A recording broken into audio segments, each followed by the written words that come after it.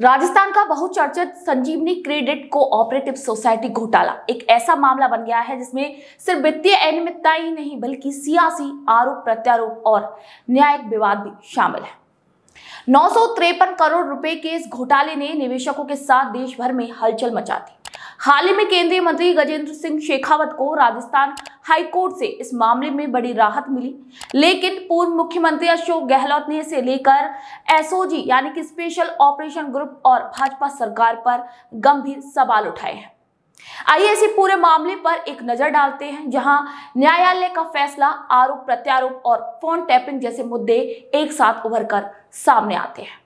साल 2008 में राजस्थान के बाड़मेर से शुरू हुई संजीवनी क्रेडिट कोऑपरेटिव सोसाइटी ने राज्य के 1.47 लाख निवेशकों से करीब 953 करोड़ रुपए की ठगी की। इस घोटाले में कई बड़ी फर्जी कंपनियों के जरिए 1100 करोड़ रुपए के लोन बांटे गए, जिनमें से 55,000 फर्जी पाए गए।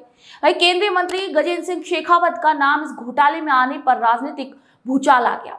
राजस्थान के तत्कालीन मुख्यमंत्री अशोक गहलोत ने आरोप लगाया कि शेखावत और उनके परिजन इस घोटाले में शामिल हैं। हालांकि शेखावत ने इन आरोपों का खंडन करते हुए ये कह दिया कि ये सब राजनीतिक द्वेष से प्रेरित है।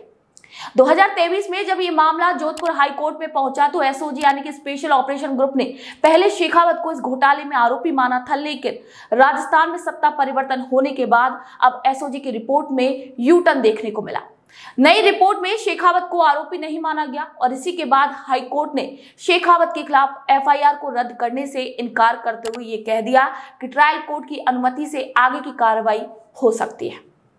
वहीं अब अशोक गहलोत ने इस यू टर्न पर सवाल उठाते हुए एसओजी पर भाजपा सरकार द्वारा दबाव डालने का आरोप लगाया है। अशोक गहलोत के मुताबिक सत्ता बदलने के बाद एसओजी ने अपना रुख बदल लिया और शेखावत को बचाने की कोशिश की।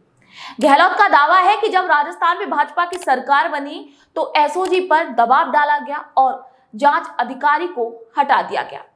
उनके मुताबिक एसओजी ने 2023 में लिखित रूप से केंद्रीय मंत्री गजेंद्र सिंह शेखावत और उनके परिवार की संजीवनी घोटाले में संलिप्तता को स्वीकारा था। गहलोत का आरोप है कि भाजपा सरकार ने सत्ता में आने के बाद जांच को प्रभावित किया है, जिसके कारण एसओजी ने अब यू टर्न ले लिया। गहलोत का कहना है कि उनके पास कोई व्यक्तिगत द्वेष या फिर दुश्मनी नहीं थी, बल्कि ये तथ्यों के आधार पर शेखावत पर आरोप लगाए गए थे। वहीं अब शेखावत ने इन आरोपों की सख्ती से खंडन करते हुए ये कहा है कि गहलोत ने राजनीतिक स्वार्थ के लिए उनके परिवार और उनकी मां का अपमान किया। उन्होंने गहलोत पर आरोप लगाया है कि वे राजनीतिक लाभ के लिए राज्य और शासन का दुरुपयोग कर रहे हैं। शेखावत ने इस मामले को सत्य और न्याय की लड़ाई बताया है और कहा है कि न्यायपालिका ने सत्य की जीत करवाई है। उनके मुताबिक अदालत ने साबित कर दिया है कि सत्य को दबाया जा सकता है लेकिन हराया नहीं जा सकता। ये न्याय हुआ है और अन्याय का पर्दाफाश हुआ है। आपको बता दें कि इस पूरे प्रकरण के दौरान फोन टैपिंग का मामला भी उभरकर सामने आया। शेखावत ने आरोप लगाया कि गहलोत सरकार ने उनके फोन टैप करवाए और ऑडियो क्लिप वायरल भी करवाने में ओएसडी यानी ऑफिसर ऑन स्पेशल ड्यूटी का इस्तेमाल किया गया। शेखावत ने यह कहा कि ये गहलोत की राजनीतिक शैली का एक हिस्सा है, जिसमें उन्होंने अपने ही प्रतिद्वंदियों को फंसाने के लिए सत्ता का दुरुपयोग किया था। भाई अब इस पूरे मामले में गहलोत और शेखावत दोनों ही अपने अपने आरोपों के साथ एक दूसरे पर निशाना साध रहे हैं। एक और जहां गहलोत का कहना है कि एसओजी ने निष्पक्ष जांच की थी और भाजपा सरकार के दबाव में जांच में बदलाव हो गया।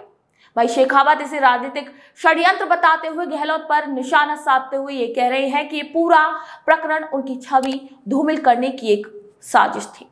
भाई आरोप और प्रत्यारोपों के बीच कुछ सवाल उठ रहे हैं। सवाल जो उठते हैं वो ये है कि एसओजी का यू टर्न, सत्ता परिवर्तन के बाद एसओजी का यूं रुख क्यों बदला? क्या वाकई भाजपा ने एसओजी पर दबाव बनाया था? राजनीतिक षड्यंत्र, क्या गहलोत ने राजनीतिक स्वार्थ के लिए शेखावत को फंसाने की कोशिश की थी या फिर शेखावत ने गहलोत पर बेबुनियाद आरोप लगाए? पीड़ित निवेशकों का भविष्य, संजीवनी घोटाले में फंसे उन निवेशकों का आखिर पैसा कब वापस मिलेगा? फोन टैपिंग का सच, गहलोत पर लगाए गए फोन टैपिंग के आरोप आखिर कितने सच्चे हैं? संजीवनी घोटाला सिर्फ एक वित्तीय अपराध नहीं है बल्कि एक राजनीतिक अखाड़ा बन गया है। गहलोत और शेखावत के आरोप प्रत्यारोप ने इसे और भी अधिक जटिल बना दिया है। न्यायपालिका ने अभी शेखावत को क्लीन चिट दी है, लेकिन ये लड़ाई यहीं खत्म नहीं होती। फोन टैपिंग और मानहानि के मुकदमे अभी भी बाकी हैं। भाई ये मामला सिर्फ एक न्यायिक नहीं बल्कि राजनीतिक भी हो गया है। एक तरफ अशोक गहलोत ने जहां एसओजी की जांच और तथ्यों के आधार पर शेखावत पर आरोप लगाए, तो वहीं दूसरी तरफ शेखावत ने भी इसे राजनीतिक षड्यंत्र करार कर दिया है। आपको बता दें कि गहलोत की मांग है कि इस मामले की निष्पक्ष जांच के लिए हाईकोर्ट के रिटायर्ड जज की अध्यक्षता में एसआईटी बनाई जाए, जिससे ये पता चले कि एसओजी ने कांग्रेस के शासन के दौरान गलत जांच की या फिर भाजपा सरकार के दबाव में झूठी रिपोर्ट तैयार की।